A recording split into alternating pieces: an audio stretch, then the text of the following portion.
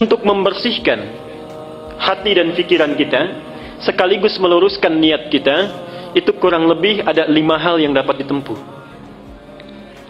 Terutama mohon ibu bapak ya, tolong perhatikan yang 5 ini dan amalkan, aplikasikan, contohkan kepada anak cucu kita. 1, caranya dengan banyak membaca dan mengkaji Al-Quran. Di antara fungsi membaca dan memahami bacaan Quran itu adalah salah satunya membersihkan penyakit-penyakit yang ada di dalam jiwa kita. Ada 2 jenis penawar. 1, penawar obat fisik, dikenal dengan dawa. Penyakitnya daun, obatnya dawa. Jadi kalau kita berobat ke dokter, diberikan resep, kemudian obatnya berbentuk kapsul atau tablet, itu dalam bahasa Arab dinamakan dawa, obat fisik. Yang kedua, ada namanya obat jiwa. Dan obat bagi penyakit yang memang sudah tidak bisa ditangani lagi oleh makhluk. Jadi ini puncak segala penawar, dinamakan dengan syifa. Dinamakan dengan syifa. Quran itu di antara fungsinya adalah menjadi syifa, penawar, obat, penghilang penyakit-penyakit yang ada di dalam jiwa, sekaligus mampu menyembuhkan penyakit fisik yang sudah tidak bisa lagi ditangani oleh dawa. Apa dalilnya? Harus ada dalil ya. Quran surat Al-Isra, surat 17 ayat ke-82. Quran surat Al-Isra, surat 17 ayat 82. Wa nunazzilu minal Qur'ani ma huwa shifaa'un wa rahmatun lil mu'minin. Wa nunazzilu minal Qur'an, dan kami jadikan, kami turunkan di antara ayat-ayat Quran itu yang bila sering dibaca, dipahami dengan baik, diamalkan kandungannya, itu bisa membersihkan jiwa, menjadi penawar bagi penyakit-penyakit jiwa yang sering meresap ke dalam diri kita. Wa rahmatun lil mu'minin, sekaligus menjadi rahmat, kemudahan dalam mengiringi aktivitas yang kita jalani di dalam aktivitas keseharian kita. Itu yang pertama. Jadi ibu bapak kalau punya putra, mau cerdas di sekolahnya, mau bagus belajarnya, itu tolong perhatikan bacaan Qurannya. Semua orang Islam yang pintar-pintar, kita tidak usah berbicara zaman sahabat ya, masa-masa keemasan Islam saja setelah tabi'in, semua ulama, semua cendekiawan, semua ilmuwan yang akan mempelajari ilmu-ilmu hidup, ilmu-ilmu kehidupan, ada matematika, biologi, fisika, kimia, semuanya mempelajari Quran dulu. Ibnu Sina, Al-Kindi, Al-Farabi, Al-Ghazali, Ibnu Rushdi, Al-Khawarizmi, Al-Bantani, Al-Bituni, semuanya dari Quran dulu. Ibnu Sina yang dikenal dengan pakar kedokteran, usia 17 tahun sudah menjadi dokter spesialis, rujukan para dokter di masa itu usia 7 tahun sudah hafal Quran. Usia 7 tahun. Semua ulama Islam itu orang tuanya memasukkan dulu anaknya untuk hafalan Quran. Apa di antara keunggulannya? Orang-orang yang hafal Quran itu rata-rata ingatannya terbuka, kecerdasannya meningkat. Ibnu Sina itu dikenal hampir sulit lupa. Dan kalau lupa, itu tidak membuka buku Pak, Ibu. Datang ke masjid, sholat 2 rakaat, itu ingat kembali. Ibnu Sina. Kita hampir mirip ini.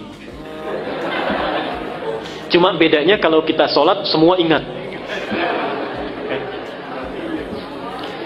Ingat, saya sampaikan 3 amalan yang sifatnya sangat unik karena saling bertentangan. Ini 3 ibadah. Saking uniknya pahalanya besar. 1, ibadah yang bila dilakukan tidak melahirkan rasa bosan, tapi cepat mendatangkan kantuk. Ibadah yang bila dilakukan tidak melahirkan rasa bosan, tapi cepat mendatangkan kantuk. Baca Quran. Baca Quran. Itu biasanya begitu. Kalau baca internet, majalah, koran bisa 1 jam, baca Quran 5 menit saja sudah pegang mushaf, sudah ngantuk tuh. Sampai kaget mic. Berarti betul. Yang kedua, kan tidak ada sampai sekarang orang bilang saya bosan baca Fatihah, gitu ya. Pasti terus.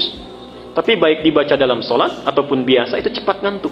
Yang kedua, satu amalan yang dilakukan saat bersamaan, mengingat sesuatu yang lupa, sekaligus melupakan sesuatu yang diingat. Ingat sesuatu yang lupa, sekaligus melupakan sesuatu yang diingat. Sholat. Saat kita bertakbir itu, seharusnya kita kan ingat ya, ini rakaat pertama, kedua, tapi bisa lupa. Dan saat yang bersamaan bisa mengingat sesuatu yang lupa. Kunci ditaruh di mana, ingat. Kan? Buku hilang di mana, ingat. Arisan tanggal berapa belum dapat, ingat juga, semua masuk. Ya. Dan yang ketiga, amalan ibadah yang semuanya bagus, yang bila dilakukan merekatkan sesuatu yang renggang sekaligus merenggangkan sesuatu yang rekat. Ini. Merekatkan sesuatu yang renggang sekaligus merenggangkan sesuatu yang rekat. Nikah. Nikah itu ibadah yang dilakukan bisa merekatkan sesuatu yang renggang. Ini tidak kenal dengan si A, setelah dinikahi menjadi saudara mahram bil musaharah. Saking dekatnya disebut persaudaraan ini mahram. Artinya anak yang tadinya belum bisa melihat aurat ibunya yang tidak pakai kerudung, sekarang boleh melihat ibunya rambutnya tanpa hijab. Mahram bil musaharah, saking dekatnya. Tapi saat yang bersamaan merenggangkan sesuatu yang rekat. Coba lihat, ada anak perempuan dikandung, berat ibunya mengandung, dilahirkan berjuang hidup dan mati, diasuh nakal, menanggung malu, dibawa ke pesta mempermalukan, dibawa ke masjid main-main, itu kan? Setelah dewasa, tumbuh cantik, belum genap, belum sempat dipetik buahnya, sudah dibawa oleh orang lain yang baru dikenalnya. Anak laki-laki perawatannya sama, walau tidak kalah repot. Setelah dewasa, tumbuh, dapat gaji, belum sempat diberikan pada ibunya, sudah harus diberikan kepada orang yang baru dikenalnya. Renggang. Ya. Karena itulah hati-hati, tidak ada mantan ayah dan ibu.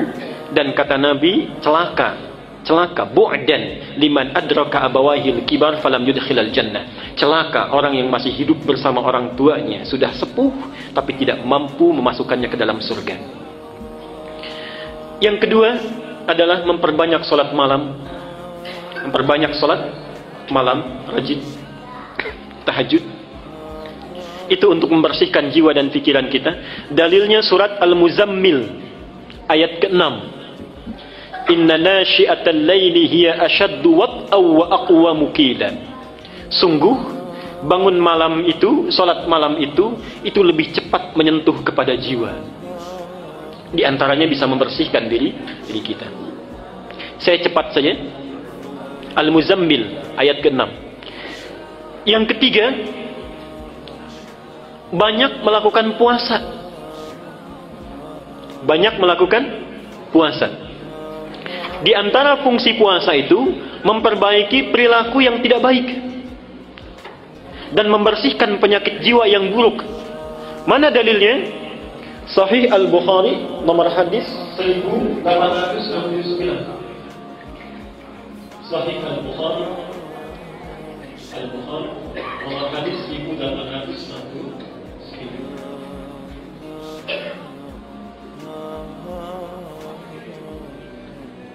Kullu amal ibni Adam lahu illa siyam fa innahu li wa ana ajzi bihi.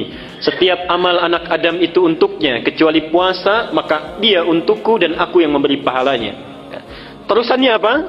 Diteruskan oleh Nabi, fa inimruun qatalahu aw syatamahu, maka jika ada seseorang yang memprovokasi dirinya untuk mengajak berkelahi, untuk mencaci dirinya, untuk berbuat yang tidak baik, maka katakanlah, kata Nabi, inni shaimun marrataini. Katakan saya puasa, saya puasa. Jadi fungsi puasa itu untuk menahan dan memperbaiki diri dari perilaku-perilaku yang tidak baik. Yang keempat, masih ibadah. Yang keempat, memperbanyak istighfar dan bertaqarrub kepada Allah. Memperbanyak istighfar dan bertaqarrub kepada Allah, khususnya di penghujung malam menjelang waktu fajar. Khususnya di penghujung malam menjelang waktu fajar. Dalam bahasa Quran disebut dengan sahar istilahnya.